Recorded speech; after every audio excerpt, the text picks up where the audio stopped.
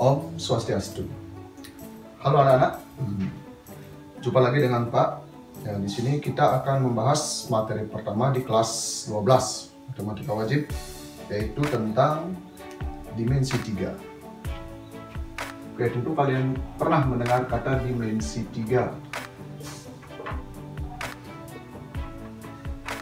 Nah, dimensi 3 ini berkaitan dengan suatu ruang. Lain dengan dimensi 2, dia hanya memiliki ukuran panjang dan lebar. Sedangkan kalau dimensi 3, ada 3 ukurannya. Yang pertama bisa dia kanan kiri, bisa dia depan belakang, bisa juga atas bawah. Jadi konsep kita berada di ruangan.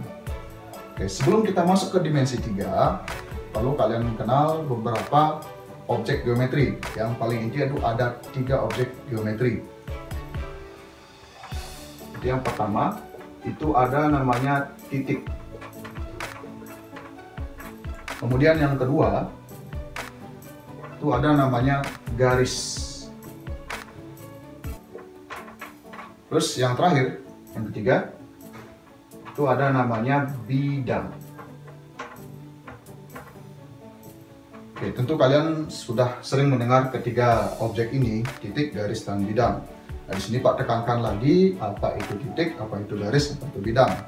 Nah, di sini titik itu adalah objek geometri yang menyatakan suatu posisi. Jadi posisi suatu objek. Jadi titik ini bisa menyatakan posisi. Jadi dia menentukan di mana letak suatu objek.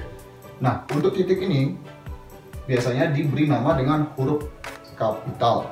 Jadi penamaannya misalkan saja bisa dia titik A, asalkan dia selalu menggunakan huruf kapital. Bisa titik A, bisa titik B, titik Z, dan seterusnya. Jadi selalu huruf kapital. Kemudian berikutnya ada namanya garis. Nah, garis ini adalah objek geometri yang memiliki panjang tak terhingga, panjang sekali. Akan tetapi di sini yang kita bahas adalah suatu ruas garis. Jadi ruas garis itu panjangnya terbatas.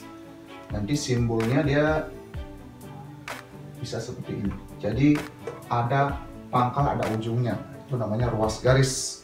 Nah, penamaan ruas garis ini dia selalu menggunakan, jika dia satu huruf, dia menggunakan huruf kecil. Bisa garis A, bisa garis B, garis C, dan seterusnya. Jadi kalau menggunakan satu huruf, dia menggunakan huruf kecil. Namun kadang-kadang di pembahasannya juga bisa menggunakan 2 huruf yang kita namain adalah ujung-ujungnya. Misalkan di sini titik A, di sini titik B. Maka ruas garis ini bisa disebutkan dengan ruas garis AB. Dengan di atasnya biasanya isi garis ini. Ini artinya ruas garis AB. Bisa juga ruas garis DE, tergantung ujung-ujungnya pada ruas garis tersebut sesuai dengan hurufnya, dan seterusnya. Oke, seperti itu untuk garis. Kemudian yang terakhir untuk bidang. Nah, bidang ini adalah objek geometri yang menyatakan suatu area, suatu luas. Jadi bidang ini dia memiliki luas. Nah, aslinya bidang itu luasnya itu tak terhingga, tak terbatas, tapi kita bisa bagi dia menjadi ruas bidang. Nah, bidang ini biasanya bentuknya bisa persegi panjang, bisa segitiga, bisa lingkaran, dan seterusnya, tergantung soal yang nanti akan diberikan. Nah, di sini Pak berikan contoh bidang, misalkan dia bentuknya persegi. Misalkan bidangnya berbentuk persegi seperti ini. Nanti di soal ada macam-macam bentuk bidang, bisa segitiga, bisa lingkaran. Nah, di sini Pak beri contoh yang persegi. Nah, penamaannya biasanya ini di soal dia bisa menggunakan huruf Latin. Nah, dimaksud huruf Latin itu dia bisa diberi nama dengan alfa. Biasanya di sini diisi lambang alfa, bidang alfa namanya. Bisa juga diberi nama bidang beta, bisa bidang gamma, dan seterusnya sesuai dengan penamaan di pembahasannya. Atau bisa juga dia menggunakan nama titiknya. Tentu kalian tahu bahwa ini contohnya persegi, dia memiliki berapa titik sudut. Tentu kalian ketahui dia memiliki 4 titik sudut. Nah, penamaan bidang mengikuti titik sudutnya. Misalkan kita beri nama di sini A, B, C, D. Maka bidang ini diberi nama dengan bidang A, B, C, D. Ya, A, B, C, D. Di sini perlu digarisbawahi, dalam penamaan bidang itu harus melingkar, tidak boleh dia zigzag. Seperti contoh seperti ini, A, B, C, D. Jadi dia melingkar. Boleh juga lingkarnya berwarna arah, boleh. Misalkan ini diberi nama B, A, D, C, boleh. Yang tidak boleh A, B, D, C, itu tidak boleh. Jadi ingat, penamaan bidang ini menjadi kunci, dia harus melingkar. A, B, C, D boleh, atau dari atas boleh, D, A, B, C boleh. Yang tidak boleh zigzag, B, A, C, D, itu tidak boleh. Ya, kita lanjutkan lagi. Untuk lebih jelasnya kalian bisa perhatikan contoh berikut.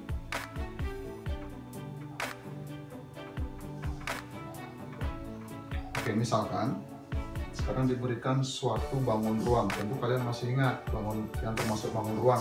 Bisa dia berupa kubus, bisa berupa balok, bisa berupa prisma, limas, bisa juga berupa tabung, bola, dan lain-lain. Nah, di sini misalkan diberikan contoh sebuah kubus.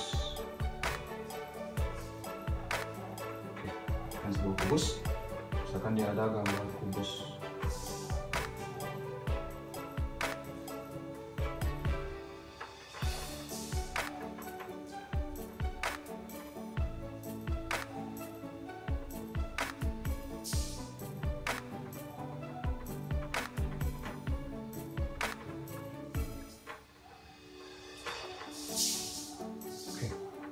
Ini sudah diberikan sebuah kubus, misalkan diberi nama kubusnya. Di soalnya diberikan nama kubusnya A, B, C, D, E, F, G, H. Jadi ini namanya kubus A, B, C, D, E, F, G, H. Penamaan suatu kubus tidak boleh sembarangan. Seperti yang Pak katakan tadi, penamaan suatu bidang itu harus melingkar. Oke, misalkan kita mulai dari bawah, dari lantai kubusnya. Ini ada bidang A, B, C, D. Jadi lingkarannya perlawanan jarum jam. Kemudian titik E itu harus berada di atas titik A. Karena A-nya startnya dari sini, maka E-nya harus dari sini juga. Ya, arahnya harus sama, berlawanan jarum jam. Jadi A, B, C, D. Maka di sini E, F, G, H. Jadi arah putarannya sama. Nah, itu tidak boleh. Misalkan di sini A, E-nya di sini tidak boleh. Jadi aturan penamaan kubus seperti itu. Gimana startnya? Yang di atas juga harus sama, startnya dari sana. Oke, misalkan sekarang diberikan kubus A, B, C, D, E, F, G, H. Sekarang kita diminta untuk menentukan objek-objek geometrinya. Misalkan yang pertama disuruh menentukan, sebutkan titik. Nah, dalam artian di sini kalau bangun ruang, dia mempunyai titik sudut. Sebutkan titik sudutnya. Oke, dari sini kita perhatikan, titik sudut itu penamaannya dia menggunakan huruf besar atau huruf kapital. Sekarang perhatikan, ada berapa huruf besar di sini? Tentu kalian sudah tahu. Huruf besarnya A, B, C, D, E, F, G, H. Jadi ada 8 titik sudut. Jadi di sini kita ketahui kubus memiliki 8 titik sudut. Nah, kita sebutkan. Yang pertama ada titik A. Kemudian titik B, C, D, E, F, G, kemudian yang terakhir adalah H. Jadi inilah titik sudut dari sebuah kubus. Kemudian berikutnya, seandainya di soal ditanyakan, coba sebutkan rusuk atau ruas garis. Nah, di sini di bangun ruang itu rusuk itu sama dengan ruas garis. Rusuk dari kubus. Misalkan yang kedua disuruh menyebutkan rusuknya. Rusuk itu ruas garisnya. Oke, yang pertama, nah, Karena di sini semua menggunakan huruf besar, seperti yang Pak katakan di awal tadi, penamaan ruas garis itu bisa menggunakan satu huruf, yaitu huruf kecil, bisa juga menggunakan dua huruf, itu ujung-ujungnya menggunakan dua huruf besar. Karena di sini tidak ada huruf kecil, jadi kita menggunakan huruf besar. Oke, rusuk yang pertama yang bisa kita lihat pada gambar, itu bisa kita sebutkan rusuk AB. AB. Boleh nggak dibalik? Boleh. Ya bisa dia rusuk BA, boleh. Jadi AB dengan BA itu sama. Kasih garis di atasnya boleh. Kemudian bisa juga rusuk BC. BC. Buka garis BC, boleh. Bisa juga rusuk DC atau CD, boleh. Bisa rusuk DC. AD, jadi setiap garis itu namanya rusuk. AD. Bisa juga rusuk yang berdiri sekarang. AE boleh. AE. Bisa juga dari sini BF. BF, kemudian CG. CG. Bisa juga DH. Itu rusuk yang berdiri. Kemudian gimana dengan rusuk yang di atas? Ya kita sebutkan juga. Kita mulai dari sini EF, EF, kemudian FG,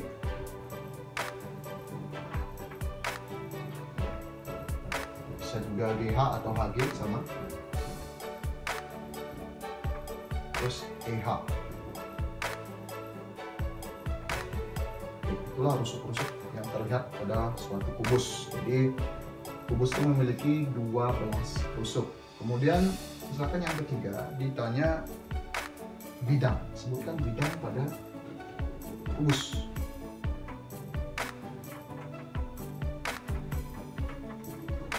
Seperti yang Pak katakan tadi, bidang itu bentuknya bisa berupa persegi, bisa persegi panjang, bisa segitiga, tergantung yang bisa kita lihat pada gambar. Nah, di sini kubus dia berapa memiliki bidang. Nah, bidang dalam artian di sini kalau kita susah membayangkannya, bisa kita bayangkan kubus itu berapa punya tembok. Bisa tembok, bisa lantai, bisa atap. Nah, ini. Bayangkan kita berada di dalam suatu ruangan yang berbentuk kubus. Berapa dia punya bidang atau sisinya. Oke, yang pertama kita perhatikan dulu lantainya. Lantai dari kubus itu kita lihat dia berbentuk persegi. Nah, memang dari sini dari gambar seolah-olah dia berbentuk jajar-jajar, tapi aslinya dia berbentuk persegi. Jadi yang pertama kita beri nama dia bidang A, B, C, D. A, B, C, D. Ingat, melingkar. Kemudian kita lihat alasnya atau lantainya. Kita sekarang bisa lihat atapnya, atap dari suatu ruangan. Nah, atapnya di sini E, F, G, H. Boleh ingat selalu melingkar. E, F, G, H. Itu dia tadi lantai dengan atapnya. Oke, sekarang bisa kita lihat bagian depan, tembok bagian depan. Kita lihat di sini A, B, F, E. Ya, ingat selalu melingkar. Bisa kita tuliskan A, B, F, E. Itu tembok bagian depan. Kemudian kita lihat tembok bagian belakang. Jadi D, C, G, H. D, C, G, H. Itu tembok depan sudah, tembok belakang sudah. Kemudian masih ada tersisa dua lagi. Itu sisi kanan dan sisi kiri. Kanan kirinya. Kita mulai dari sisi kirinya. A, B, A, E. Ya. A, B, A, E. Kemudian sisi kanan dari kubus itu namanya B, C, G, F. B, C, G, F. Ya, jadi dari sini kita bisa perhatikan kubus A, B, C, D, E, F, G, H ini dia memiliki 6 bidang yang terlihat seperti yang Pak sebutkan tadi. Oke, itu tadi 3 objek geometri yang terdapat pada kubus, yaitu titik, garis atau ruas garis, kemudian bidang. Nah, di sini ada tambahan, nanti ini penting untuk kedepannya, khusus untuk kubus, balok dan lain-lain. Jadi di dalam kubus itu ada istilahnya diagonal. Ini tambahan. Diagonal. Nah, diagonal di sini untuk kubus dia memiliki 2 diagonal. Ada namanya diagonal bidang. Pertama ada diagonal bidang.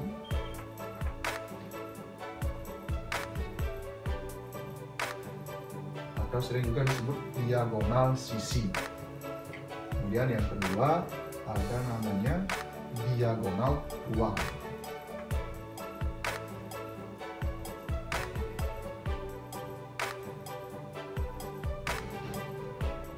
Diagonal bidang dan diagonal ruang. Nah, sekarang pertanyaannya, apa bedanya diagonal bidang dengan diagonal ruang?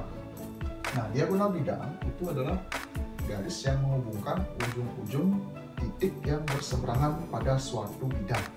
Jadi, Pak ulang lagi, diagonal bidang itu adalah ruas garis yang menghubungkan ujung-ujung dari suatu bidang yang titiknya saling berhadapan. Sebagai contoh, misalkan kita lihat bidang kubus yang sisi depan.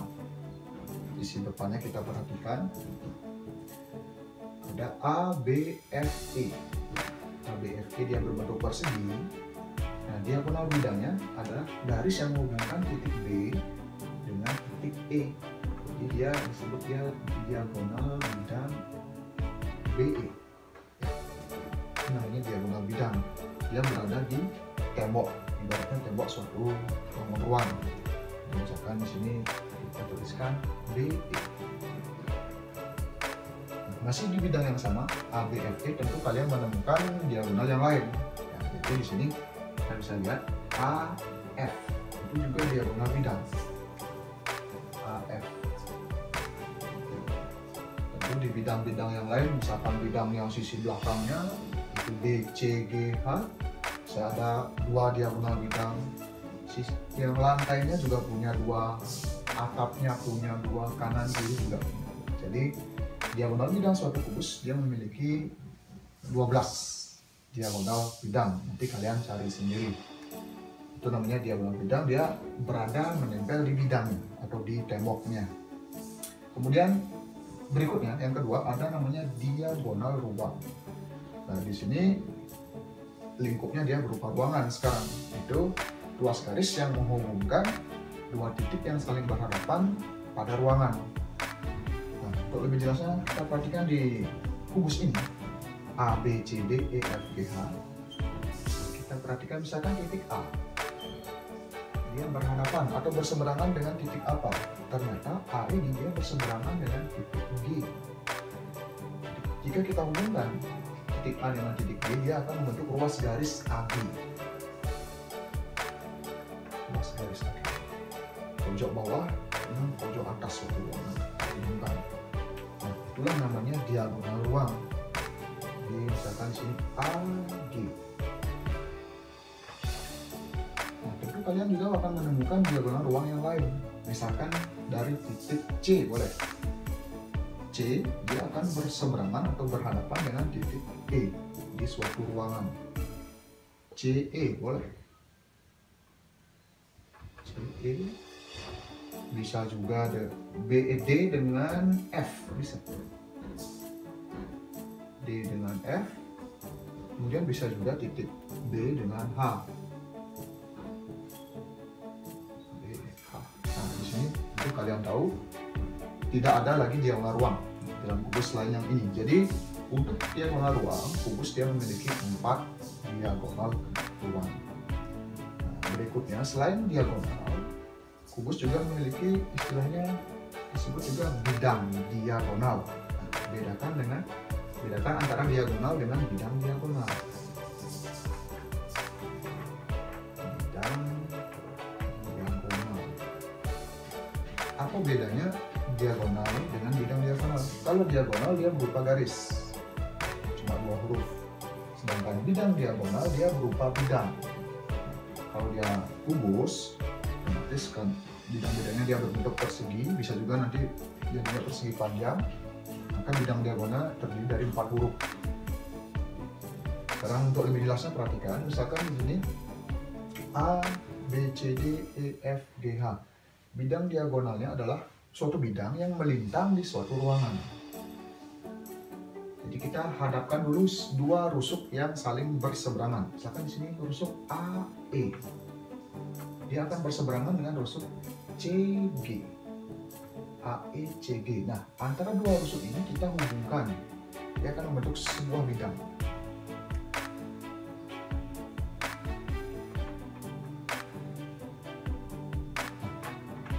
Bidang ini bisa kita arsir sekarang.